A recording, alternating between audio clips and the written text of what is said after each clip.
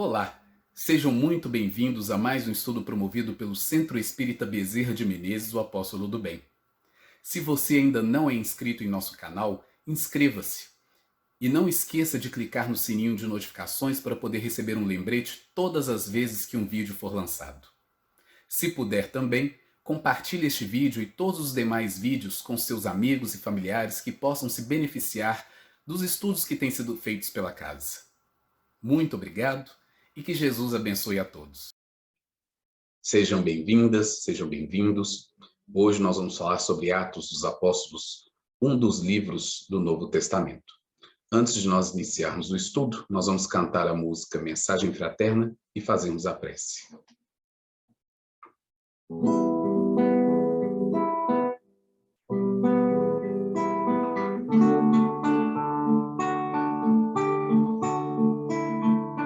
Meu irmão, tuas preces mais singelas são ouvidas no espaço ilimitado, mas sei que às vezes choras consternado ao silêncio da força que interpelas. Volve o teu templo interno abandonado, a mais alta de todas as capelas, e as respostas mais lúcidas e belas hão de trazer-te alegre e deslumbrado.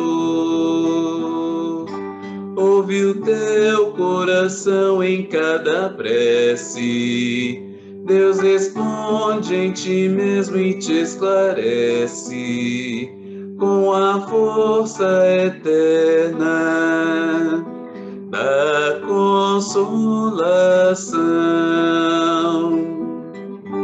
Compreenderás a dor que te dominas sob a linguagem pura e peregrina da voz de Deus em luz de redenção, da voz de Deus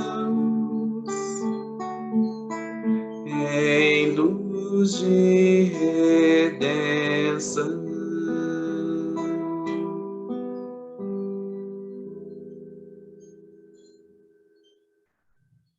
Senhor Jesus, queridos amigos espirituais, nós agradecemos mais esta oportunidade do encontro e do estudo. Possamos, neste momento, sob o teu amparo e a tua proteção, falarmos um pouco mais do Evangelho, à luz da doutrina espírita, a fim de que possamos compreender melhor as leis universais que nos regem. Muito obrigado por tudo, Senhor Jesus. Ampara-nos hoje, agora e sempre, que assim seja. Hoje, o nosso objetivo é falar um pouco sobre o livro de Atos, ou Atos dos Apóstolos. É um dos livros que compõem o Novo Testamento dentro da Bíblia. No Novo Testamento, nós vamos encontrar os 4 evangelhos, os evangelhos de Mateus, de Marcos, de Lucas e de João. Nós vamos encontrar também todas as epístolas ou cartas de Paulo de Tarso, como vamos também encontrar a carta de Tiago, as cartas de Pedro, as cartas de João, a carta de Judas Tadeu e, por fim, fechando o Novo Testamento, o livro das Revelações, ou livro de Apocalipse, escrito também por João.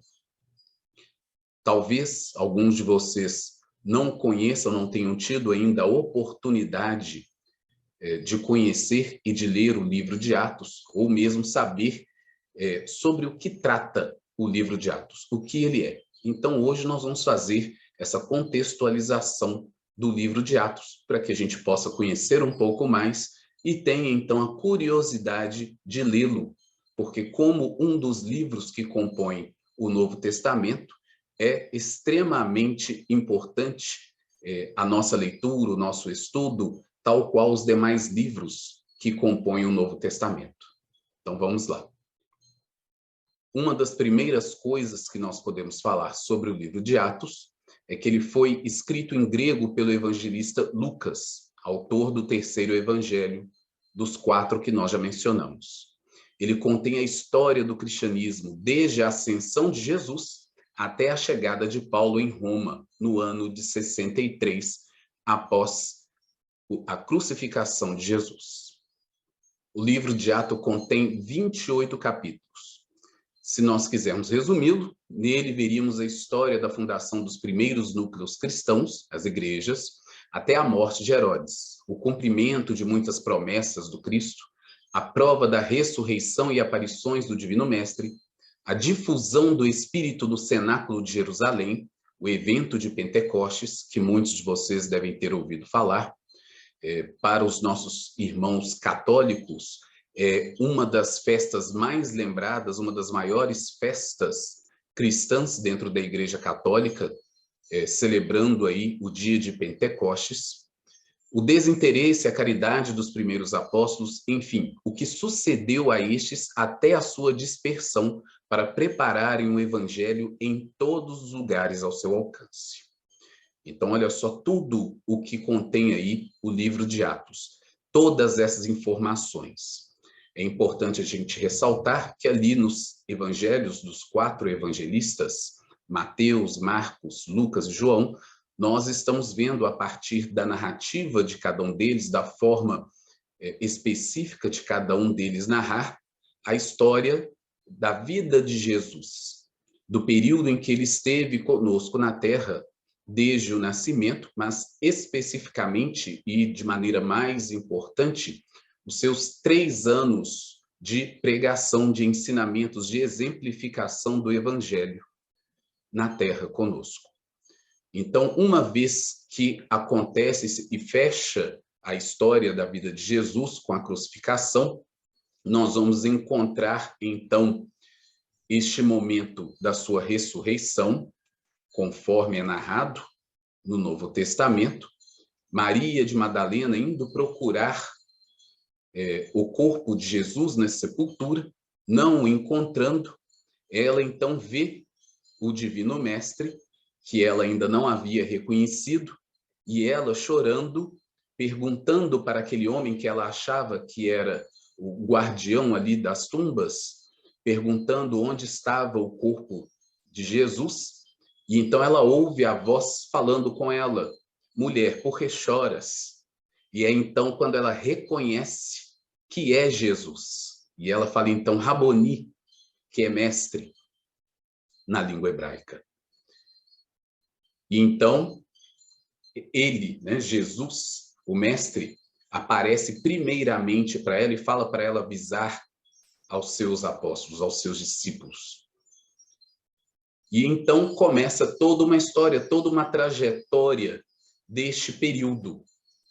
Então, nós vamos encontrar aqui a narrativa disso, desta sequência, no livro de Atos. Por isso é muito importante para nós. Atos dos Apóstolos tem um único destinatário explicitamente nomeado Teófilo, a quem o Evangelho de Lucas também foi dedicado. Então, nós vamos encontrar lá no Evangelho de Lucas, no capítulo 1, dos versículos 1 a 4, o seguinte texto. Tendo, pois, muitos empreendido pôr em ordem a narração dos fatos que entre nós se cumpriram, segundo nos transmitiram os mesmos que os presenciaram desde o princípio, e foram ministros da palavra. Pareceu-me também a mim conveniente descrevê-los a ti, ó excelente Teófilo, por sua ordem, havendo-me já informado minuciosamente de tudo desde o princípio, para que conheças a certeza das coisas de que já estás informado. Então, olha só que interessante a forma como Lucas resolveu iniciar o seu evangelho. E é preciso que nós lembremos que Lucas, como evangelista, não conviveu com Jesus, assim como os discípulos, assim como os apóstolos de Jesus. Ele não conheceu Jesus pessoalmente. Ele não conviveu com o mestre, assim como Mateus, assim como Marcos e assim como João, que foram seus discípulos. Então é interessante. E a outra coisa é dele estar dedicando este livro, então esta narrativa sobre o que aconteceu depois da morte de Jesus para este homem chamado Teófilo, que ele também cita no início de seu evangelho e faz, então, esta dedicatória em o livro dos Atos para Teófilo. Desde o ano 175, há um consenso entre as igrejas em aceitar Lucas como autor do livro Atos dos Apóstolos. Este consenso está impresso no documento romano chamado Cânon Muratori, e nos seguintes prólogos, o Antimarcionita, o de Santo Irineu, e o Tertuliano e os Alexandrinos. Então, nós vamos encontrar essa informação na Bíblia de Jerusalém, no item Introdução ao Atos dos Apóstolos. Há indicações de que Lucas, ao escrever os Atos dos Apóstolos, estaria movido por um objetivo, além de apenas registrar informações sobre a igreja cristã primitiva. Teria procurado conciliar as críticas e tendências adversas ao cristianismo, surgidas em decorrência da pregação de Pedro e de Paulo. Então, olha só que interessante aquilo que poderia ter motivado a escrita do livro. É válido nós lembrarmos, obviamente, que as pessoas não se converteram ao evangelho, ao cristianismo, logo de cara, quando Jesus foi crucificado. Nós precisamos lembrar aí na história o tempo que demorou até o Império Romano declarar oficialmente o cristianismo como religião oficial do Império. Império esse que era politeísta aos dias de Jesus e assim permaneceu por um longo tempo. Todos os episódios da perseguição aos cristãos, da morte nas arenas, da perseguição a todos os discípulos, todos os apóstolos de Jesus que foram martirizados um a um, a própria morte de Paulo de Tarso, depois de toda a sua vida de pregação, foi martirizado em Roma. Então, é importante nós ressaltarmos isso, que isso não aconteceu da noite para o dia. E então, estava aqui Lucas escrevendo o livro de Atos, tentando conciliar essas tendências adversas, por conta das pregações de Pedro e de Paulo. Pedro pregava, Paulo viajou distâncias enormes durante a pregação do evangelho, durante toda a sua vida, todas as viagens de Paulo, que merecem aí sozinhas um estudo à parte só para falar das viagens de Paulo e da fundação das igrejas primitivas que Paulo auxiliou, e por isso todas as suas epístolas a todas essas comunidades cristãs primitivas, também como algumas pessoas que ele escreveu com muito carinho para poder auxiliar em diversos momentos. Então, estava Lucas aqui fazendo este registro histórico. A estrutura dos Atos dos Apóstolos. Os 12 primeiros capítulos do livro dos Atos contam a vida da primeira comunidade reunida ao redor de Pedro depois da ascensão, que nós vamos encontrar lá nos versículos de 1 a 5. E os inícios de sua expansão graças às iniciativas missionárias de Filipe, que nós vamos encontrar no capítulo 8, e dos helenistas, que nós vamos encontrar nos capítulos 6, 11 e 13. E, enfim, do próprio Pedro, nos capítulos 9 e 11. As tradições petrinas subjacentes seriam aparentadas ao Evangelho de Pedro, que é conhecido na literatura da Igreja Antiga. Para a segunda parte dos Atos, o autor teria usado os relatos da conversão de Paulo, de suas viagens missionárias e de sua viagem por mar para Roma como prisioneiro. Na escritura de Atos dos Apóstolos, Lucas emprega corriqueiramente a primeira pessoa do plural. Dessa forma, muitos exegetas viram no nós uma prova de que Lucas teria acompanhado Paulo na segunda e terceira viagens, bem como na que Saulo fez por mar a Roma. De qualquer forma, O trabalho realizado por Lucas foi ao mesmo tempo excepcional quanto fascinante. Nos fornece uma visão geral do trabalho realizado pelos primeiros cristãos, as suas lutas, desafios e extrema dedicação à causa do Cristo. Atos dos Apóstolos demonstram com clareza como se realizou a propagação das ideias cristãs. Nós vamos encontrar o primeiro capítulo do livro de Atos, Lucas fazendo o seguinte relato. Fiz o primeiro tratado, ó Teófilo, acerca de tudo que Jesus começou, não só a fazer, mas a ensinar, até ao dia em que foi recebido em cima, depois de ter dado mandamentos, pelo Espírito Santo, aos apóstolos que escolhera, aos quais também, depois de ter padecido, se apresentou vivo com muitas infalíveis provas, sendo visto por eles por espaço de 40 dias, e falando das coisas concernentes ao reino de Deus. Alguns historiadores e estudiosos da Bíblia acreditam que Teófilo seria um patrono de Lucas, alguém que o auxiliava, patrocinava as suas viagens.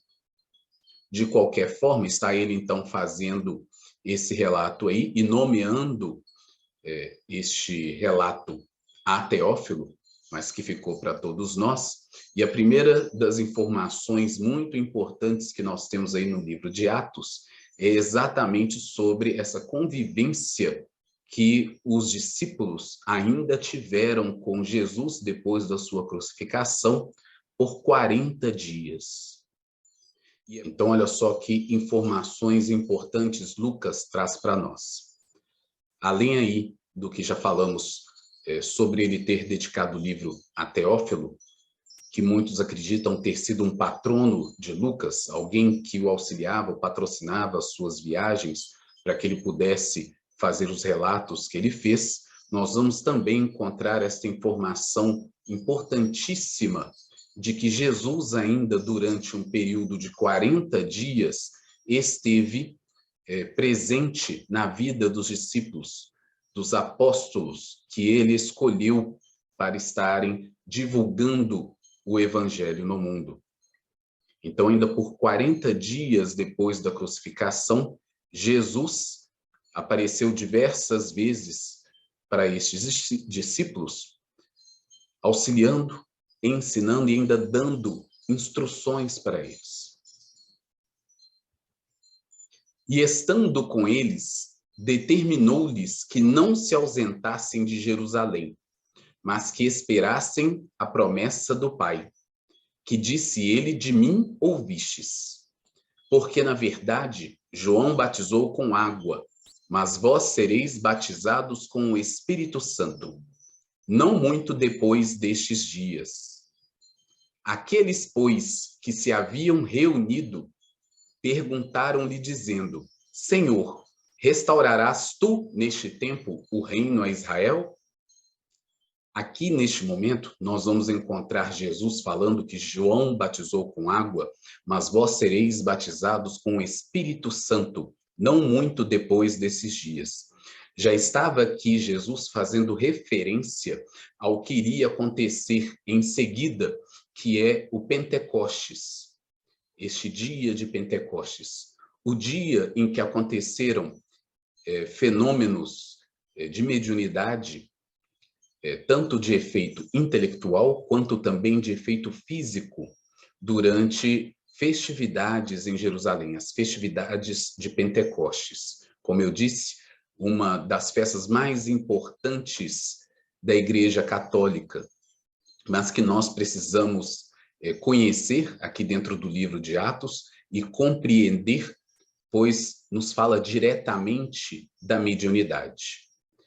E Espírito Santo é um desses termos, dessas expressões que estão sempre presentes no Evangelho e que também nos cumpre compreender bem dentro da doutrina espírita. E aí lá no livro O Espírito da Verdade, este livro aqui, o meu é uma edição mais antiga, de autores espirituais diversos na psicografia do Francisco Cândido Xavier, Chico Xavier, nós vamos encontrar no capítulo 8, o capítulo de nome A Rigor. É um capítulo muito interessante, pois que o espírito André Luiz traz para nós inúmeras expressões que nós conhecemos ou que nós falamos muitas vezes, vamos encontrar no Evangelho e em outras fontes, mas ele coloca esses termos, essas expressões, com a sua devida explicação ou entendimento dentro da doutrina espírita. E o primeiríssimo deles é exatamente Espírito Santo. Então, André Luiz diz para nós, Espírito Santo, falange dos emissários da providência que superintende os grandes movimentos da humanidade na Terra e no plano espiritual. Então, olha só que coisa fantástica. Falange dos emissários da providência, que superintende os grandes movimentos da humanidade na Terra e no plano espiritual. Então, olha só o que Jesus, né, dentro do nosso entendimento da doutrina espírita, está falando aqui para os seus discípulos. Né, o que ele falou logo no início desses dias de Atos dos Apóstolos, dessas instruções de Jesus para os apóstolos, né, que eles seriam, então, batizados, né, com o Espírito Santo, ou seja, com essa falange de espíritos emissários. Eles seriam, então, médiums, seriam medianeiros destes emissários da espiritualidade enobrecida, esclarecida, superior, que superintendem os grandes movimentos da Terra. Olha só que coisa importante. E disse-lhes: não vos pertence saber os tempos ou as estações que o Pai estabeleceu pelo seu próprio poder. Mas recebereis a virtude do Espírito Santo, que há de vir sobre vós, e ser-me-eis testemunhas, tanto em Jerusalém, como em toda a Judeia e Samaria, e até aos confins da terra. E quando dizia isto, vendo-o eles, foi elevado às alturas, e uma nuvem o recebeu, ocultando-o a seus olhos. Então, nós vamos encontrar aí, novamente, Jesus falando aos seus discípulos que eles receberiam a virtude do Espírito Santo. Então, conforme o entendimento que nós buscamos ali na literatura espírita, através de André Luiz, descrevendo para nós o que é o Espírito Santo, nós vamos compreender melhor, estar falando da mediunidade, esta virtude, ou seja, a mediunidade dos discípulos, dos apóstolos, recebendo as mensagens desta falange de espíritos enobrecidos, superiores, presidindo, superintendendo os grandes movimentos na Terra. Então, isso haveria de acontecer, era o Pentecostes. Seria este momento inaugural dos trabalhos dos apóstolos no mundo, como os grandes emissários de Jesus, os divulgadores do Evangelho, da Boa Nova entre nós. E estando com os olhos fitos no céu, enquanto ele subia, eis que junto deles se puseram 2 homens vestidos de branco, os quais lhes disseram: homens galileus, por que estáis olhando para o céu?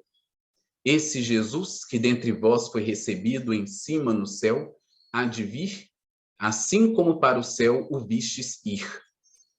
Então voltaram para Jerusalém, do monte chamado das Oliveiras, o qual está perto de Jerusalém, à distância do caminho de um sábado.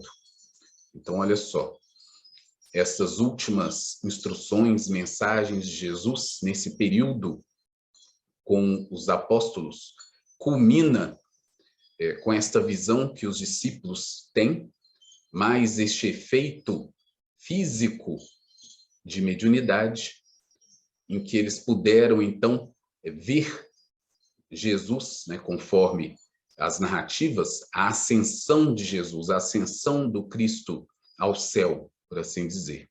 Ou seja, o retorno de Jesus ao plano espiritual, do qual dali para frente ele não apareceria mais materializado para os seus discípulos. E a partir deste momento, então, eles estariam recebendo as ordens, as instruções de Jesus acerca do que fazer através dos emissários espirituais do Cristo, através da mediunidade, operando de maneira sublimada, dentre, então, todos aqueles que estariam cercando eles a partir de então. A missão deles de divulgar e de espalhar o evangelho no mundo. E entrando, subiram ao cenáculo, onde habitavam Pedro e Tiago, João e André, Felipe e Tomé, Bartolomeu e Mateus, Tiago, filho de Alfeu, Simão, o Zelote, e Judas, irmão de Tiago. Todos estes perseveravam unanimemente em oração e súplicas com as mulheres e Maria, mãe de Jesus, e com seus irmãos.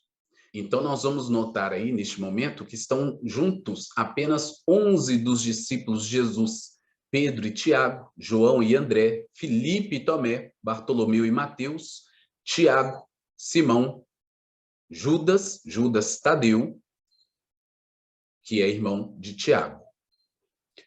Então, nós vamos ver aí que está faltando um, que é Judas Iscariotes, que é exatamente aquele que depois do trágico momento da prisão de Jesus, por tê-lo traído, não suporta o que acontece e tira a própria vida. E nós vamos encontrar no próprio livro de Atos a substituição, então, de Judas Iscariote por Matias. E é um evento que nós vamos encontrar no livro de Atos, como isso se deu, para que eles permanecessem, continuassem em número de 12. Então, esta daí é a introdução, né, os primeiros versículos de 1 a 14 do livro de Atos, dentro dessa estrutura que nós trouxemos no início, sobre toda a narrativa que Lucas, então, coloca do que acontece a partir daí.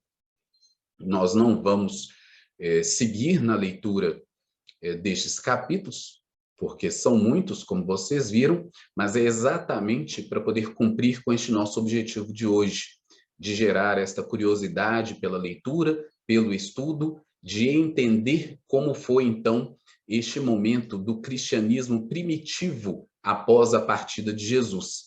Tudo que os discípulos, agora apóstolos, né, aqueles, então, que divulgam, que operam, espalhando o evangelho no mundo, precisaram fazer para que isso de fato acontecesse. A própria chegada de Paulo de Tarso, depois de sua conversão, para também divulgar o evangelho de Jesus nas suas viagens, aquele que mais viajou para poder disseminar o evangelho no mundo, fundando inúmeras comunidades cristãs primitivas, como também alguns outros momentos que nós conhecemos no Atos dos Apóstolos, como Pentecostes, que já falamos, como também a pessoa de Estevão, que nós vamos encontrar detalhadamente no livro Espírita Paulo e Estevão, mas que é citado brevemente no livro de Atos, falando sobre ele, com uma frase muito interessante falando sobre Estevão, mas que nós vamos conhecer a história completa no livro Espírita Paulo e Estevão, do que foi exatamente esta história de Estevão, que era um dos discípulos de Jesus, que se converte ao cristianismo depois de uma vida muito conturbada, e ele então se converte, é acolhido por Pedro e pelos demais discípulos, começa também a sua vida de pregação, mas é perseguido por Paulo, o que culmina em sua morte por apedrejamento. Falei por Paulo, mas neste momento ainda Saulo de Tarso, ainda não tinha acontecido o momento de sua conversão, do encontro com Jesus, na estrada de Damasco. Então, é muito importante nós virmos todos estes fatos sendo narrados em Atos dos Apóstolos, para que a gente possa ir à doutrina espírita nos livros que vão aprofundar sobre alguns destes eventos que ocorreram nesta época, para que nós possamos formar uma compreensão mais completa de toda a história, desde o nascimento de Jesus até essas comunidades cristãs primitivas, de como isso se deu, até o passar das décadas, dos séculos, quando então o Império Romano oficializa o cristianismo como religião do Império. Então fica aqui, né, essa nossa dica de hoje. Espero que a gente possa ter cumprido com este objetivo de gerar a curiosidade pela leitura e pelo estudo deste livro também, do Novo Testamento. Nós vamos fazer a prece, pedindo a Jesus que nos abençoe e agradecendo por mais esta oportunidade de aqui nos encontrarmos.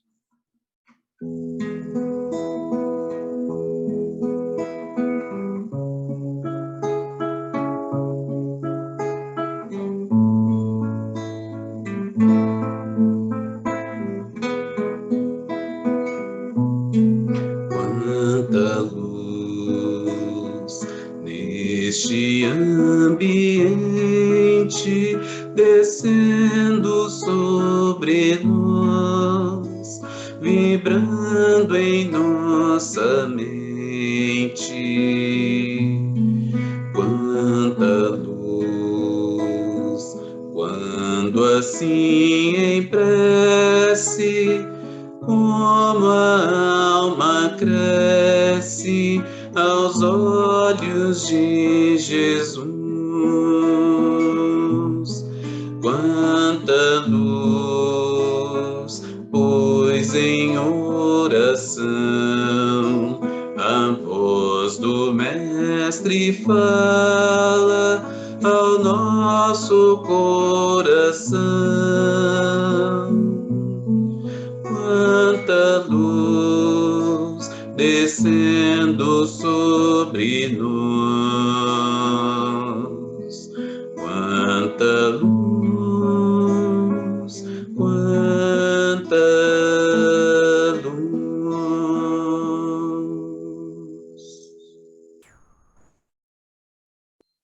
Muito obrigado, Senhor Jesus, por mais este dia.